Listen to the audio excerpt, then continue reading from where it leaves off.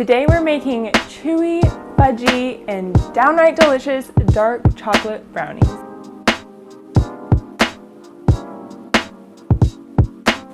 These brownies have all the best parts of a chewy, easy to make box mix brownie combined with decadent homemade brownies. Now, I don't know about you, but when I make brownies, it's usually a last minute thing. It's because I don't have any sweets in the house or because I don't have any box mix in the house. So if I'm making homemade brownies, it better be easy and they better be really good. So let's get started. Now, before you even begin, preheat the oven to 325 degrees Fahrenheit. The most important ingredient here is our Dutch process cocoa powder. This is different than regular cocoa powder, so make sure that you're grabbing something that says Dutch process on top. It lends a super deep and rich dark chocolate flavor, and it's also a bit darker in color than your regular cocoa powder. Now, if you can get your hands on this cocoa powder, I highly recommend it. It is the definition of deep, fudgy, dark chocolate. It really doesn't matter what you use. It's gonna be delicious. It's sugar, it's chocolate, it's oil. Brownies. Now, just like if I was measuring out flour, I'm going to spoon and level this into the measuring cup. And the reason I'm doing this is because I don't want too much cocoa powder or not enough. We don't want to pack it in. You want just the right amount. And because we don't use a scale in the US, we rely on measuring cups, which are not always the most reliable. It's best to do this. Put in my 3/4 cup cocoa powder in my mixing bowl. We're doing the exact same thing with flour. We're measuring out 3/4 cups of all-purpose flour. Make sure to spoon it, level it, and drop it in. Next up, let's add that sugar. And you don't have to spoon and level the sugar, but you do want to make sure you're actually measuring exactly. Or mostly exactly. Don't worry, I've already tested this recipe. This is a total of 1 1/4 cup of granulated sugar. The sweetness of the brownie works really well with the dark chocolate flavor of the cocoa powder, so it's not overly sweet and not overly bitter.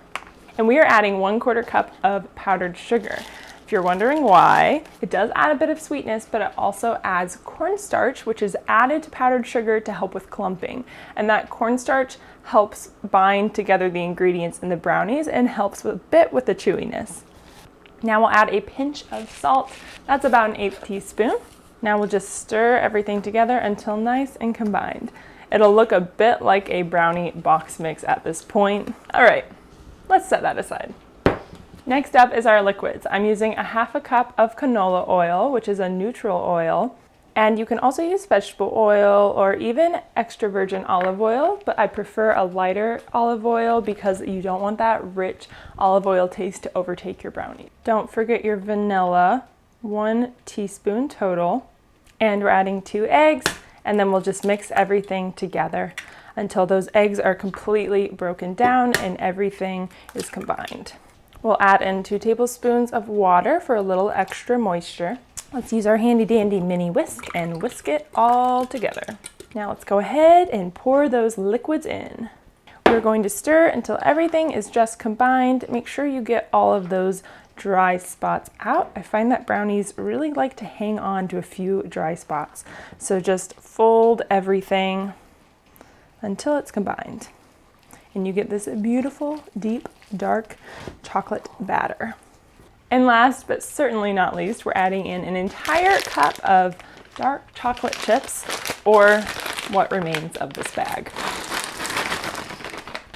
Just fold those in, and that is that. And all we have to do now is put it in here. So I'm using an 8x8 baking dish. I'm going to lightly spray it because we do not want the brownie sticking. You can also use parchment paper. I just grew up using oil, so I'm gonna keep doing that. Let's add it in. You may find this part easier with a spatula.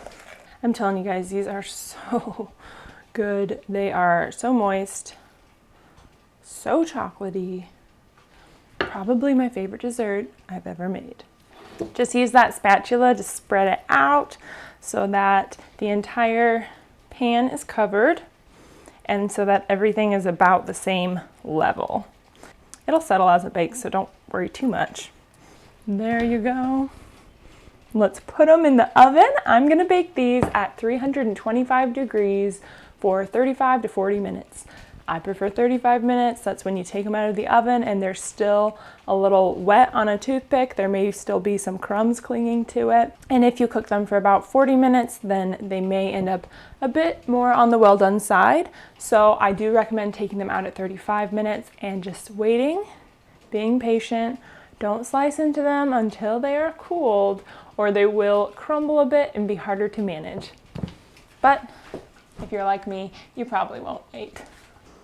These have been cooling for about an hour, which is enough patience for one day, so I think I'm going to try them.